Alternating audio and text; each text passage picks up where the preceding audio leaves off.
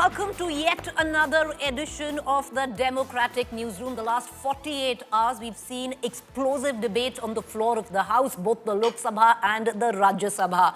I'll bet late last night, 3 a.m., the bill was passed in Rajya Sabha, the day before that in Lok Sabha. Now it's going to become a law. But will there be legal implications? Will there be political implications?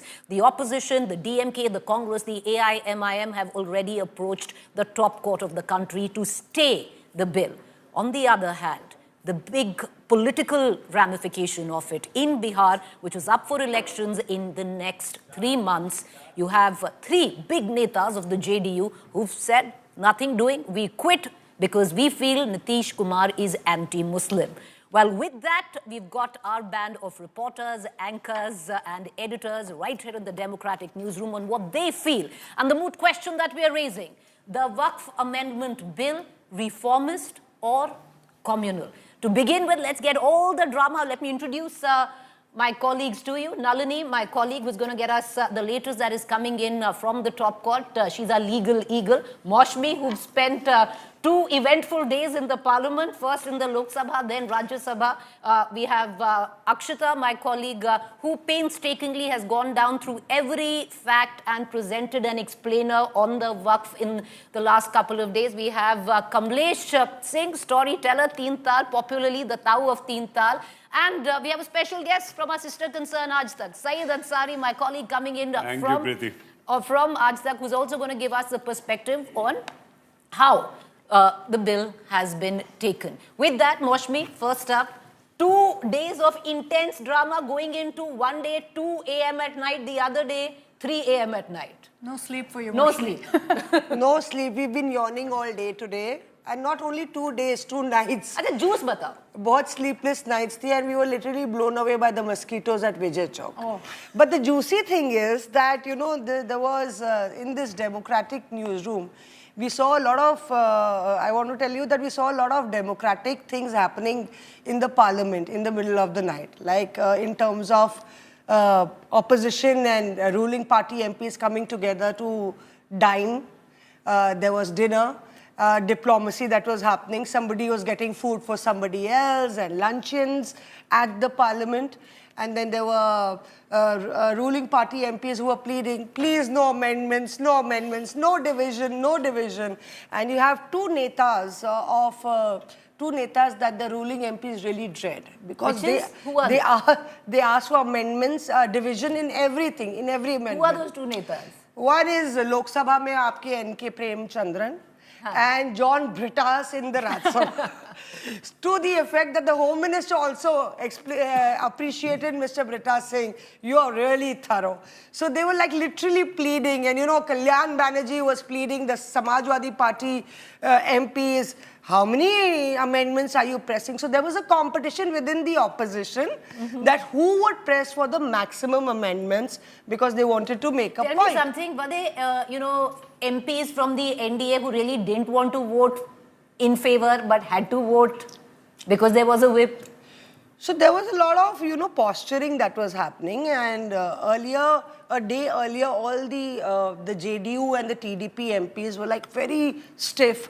We'll see, that was happening. But as the deadlines closed in and we saw meetings of TDP MPs and JDU MPs with the Home Minister at his office, then things changed pretty fast, you know, and there were statements that were being made that our concerns are addressed. So I think, yes, there was an MP, the fence sitters, you know, they actually switched over. You know, that's very interesting because what really happened was also the BJD and the YSRCP right in the end said there is no whip. No whip. YSRCP clarified though. They said they did issue a whip and that it's false to claim that all of them didn't vote against the bill. So they've clarified on that. YSRCP has said because BJD said there is no whip. Wherever you want, you can vote. There is confusion over the clarity, actually. That's true. There's a lot of confusion there. But Nalini, I want to bring you in, and the reason you know we are getting you right on top is to break down, because now you have the Congress, you have the AIMIM,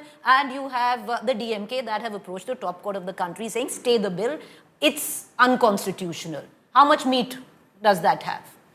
Preeti, And what's the process? these are just the first few petitions that we are seeing being filed because the Parliament has just passed the bill. There will be many more that will come to the Supreme Court, and eventually this is a matter that's going to go up to a constitution bench. Because at the end of the day, it's a constitutional issue, because what all of the petitions that have been filed so far in the Supreme Court are claiming is that this is a violation of the fundamental rights of the Muslim community. Now, why are they saying that? They're saying that because through this bill and through the amendments that are being brought into the bill, the government is trying to interfere in the functioning of their religious institutions, one of them which is a Waqf institution. What they're also saying is that this is only happening with the Muslim community. Hindus don't have to go through this. Sikhs, all of whom have their own religious institutions, are not being made accountable with the same kind of regulations that are now being put on the Waqf.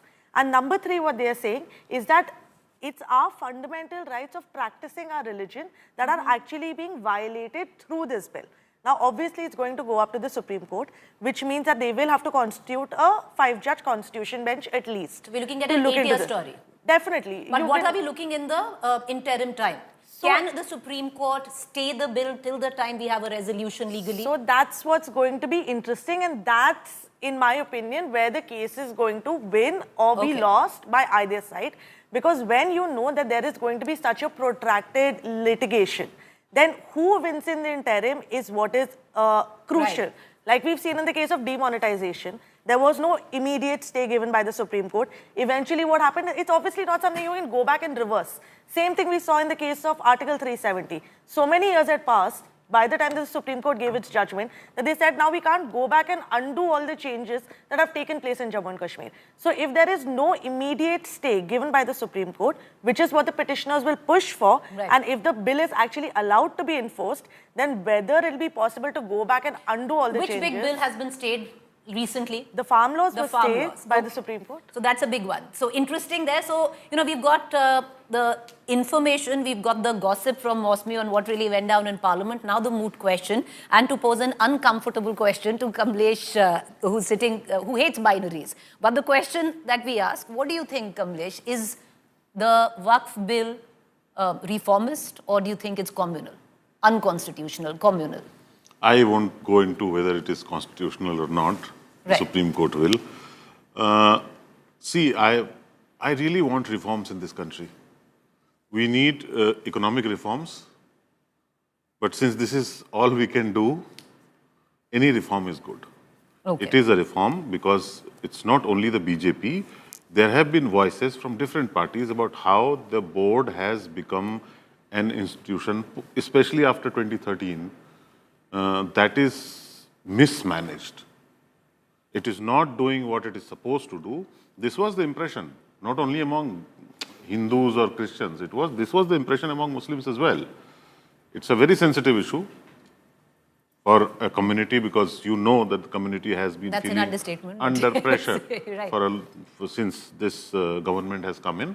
So that is why it's extra sensitive. But the truth is, it is reform. Now, how good a reform it is, we will know only when it comes into effect. So you don't think that the government is trying to target a particular community? Why not other Hindu boards? Why chants of Jai Shri Ram if it is about reform and not religion? When the the bill was passed late at night, 3 a.m. Were there chants of Jai Shri Ram in the Rajya Sabha, Mosmi? There were chants of Jai Shri Ram by the end of it. I think once the bill was clear. We heard that. Yeah. That is every time Mr. Modi walks in.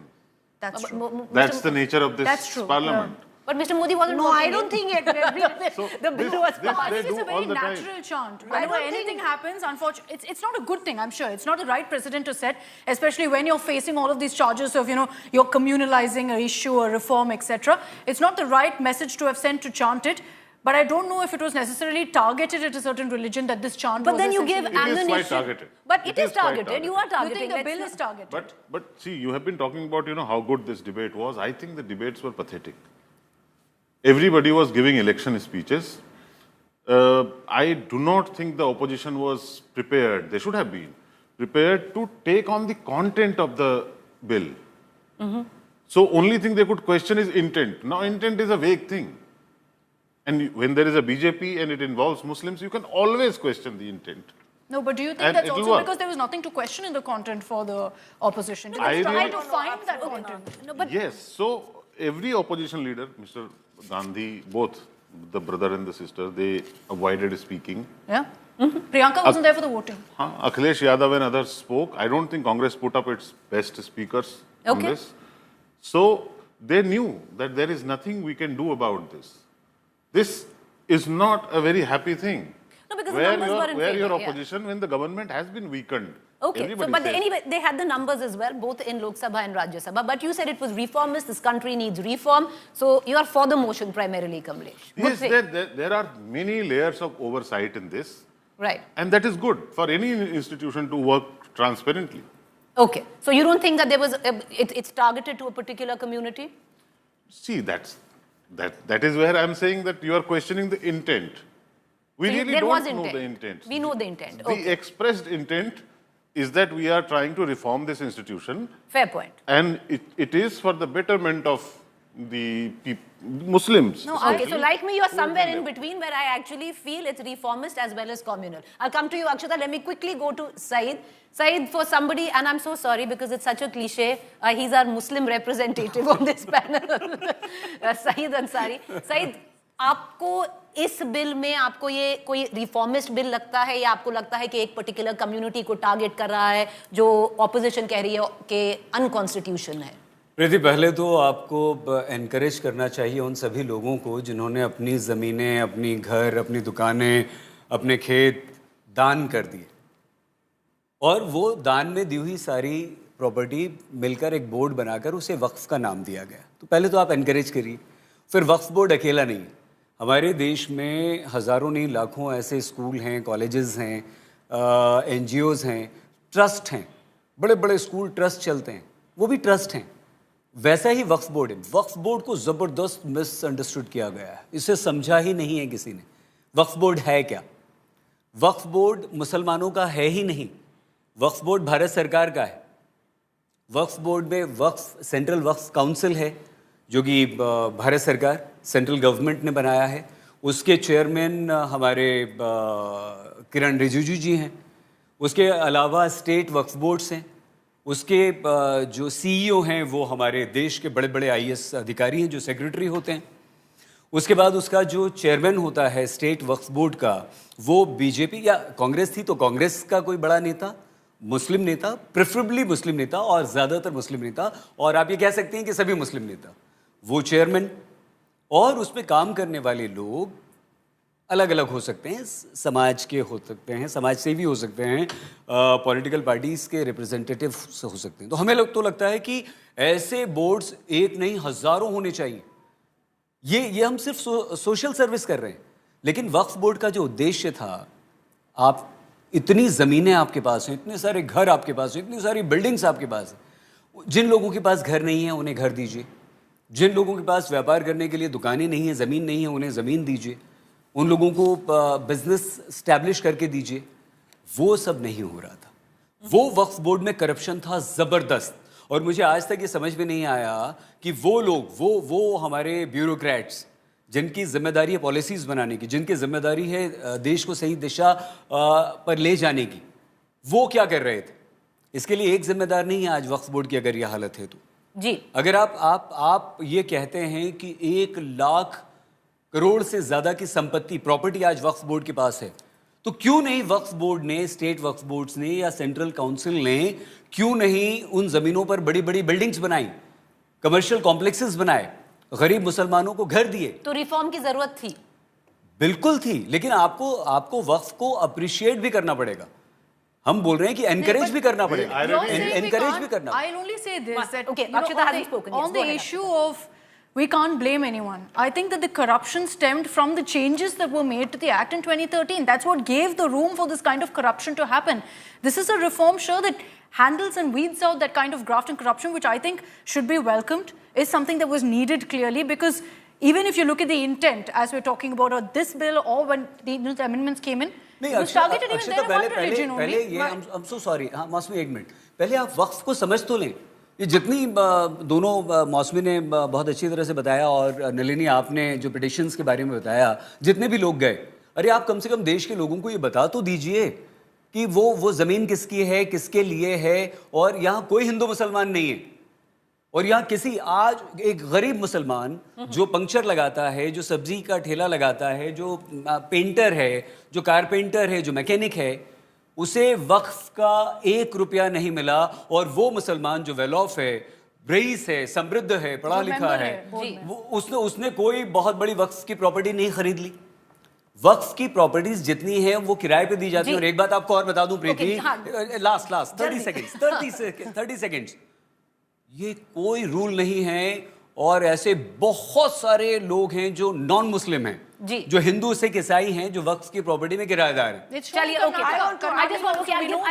Akshita hasn't made. Akshita, 1 minute, quickly make your point. I'll just say that, when I was reading up on the Waqf board and what all it's up to, I was shocked. Third largest landowner in the country, and what is the land being used for? The kind of rental that they're getting in versus the amount of land that they have. That itself reeks of corruption, and the fact that it's taken us so long to even wake up to the fact that there's this level of graft is shocking. I'll say that the most important aspect to me is that you're now having women on board as well. All right, okay. 1 minute, Nalini, where do you stand? To add to what Akshita said, and to also add to what Saeed said, a huge question for me is that despite having so much property, how much of the property of the Waqf board is actually caught up in court cases? How many court cases are going on against the Waqf board, and why is there no resolution? So there are obvious problems in its functioning which need to be fixed. Right. But the question is this the way to fix it? To take away the control from the Waqf board and for the government to have full control, where they can decide whether or not a property is a Waqf property, where they have to prove that a person who is donating his property to Waqf has been a Muslim for at least 5 years. How do and you know that's what a the question. Muslim is? That's the question that even Asaduddin Owaisi had asked before the Parliament. My submission is that the intent here is very important. If you're questioning what is the intent, and then we'll talk about the content. You're talking about non-Muslims being included in the Waqf board. Does the Jagannath Trust have a non-Muslim? Does the Sikh Gurudwara Act have a non-Muslim? Does the Bihar Hindu Religious Trust have a non-Hindu or a non-Sikh? Okay. So why only to the Muslim? What's interesting in all of this is, because you were in Parliament and you know it, that the TDP got that amendment passed that the states will decide whether or not to have a non-Muslim member on the board. But it will be highly discretionary, because maybe a Chandrababu Naidu will not allow it and he'll want a full Muslim board, but a Yogi Adityanath in UP will allow that. Because the TDP MPs aren't able to go to their constituencies. They are facing a lot of opposition. Okay, one minute each. I'd like to give all of you, I'll come back to you, Akshita, as well, very quickly. Do you make your 1 minute and then I'll अभी भी आप non Muslim की बात कर रही हैं मौसमी, अभी भी head of the Waqf board तो नॉन मुस्लिम ही है और वो सरकारी अधिकारी है। हम बोल रहे हैं कि आप सारे नॉन मुस्लिम्स को दे दीजिए, लेकिन उसका जो उद्देश्य है, जो गरीब लोगों को, जो गरीब लोगों को मदद, नहीं तो फिर इस पे सवाल क्यों कि नॉन मुस्लिम नहीं होंगे, एसजीपीसी में नहीं है, हिंदू बोर्ड में नहीं है, देवस्थानम में नहीं है, नहीं है तो नहीं है, कोई नहीं है, क्या फर्क पड़ता है? आप इसे हिंदू मुसलमान, वक्फ को हिंदू मुसलमान क्यों किया जा रहा है? सैयद, मैं एक एग्जांपल देती हूँ. Meeting I'll just take 15 seconds.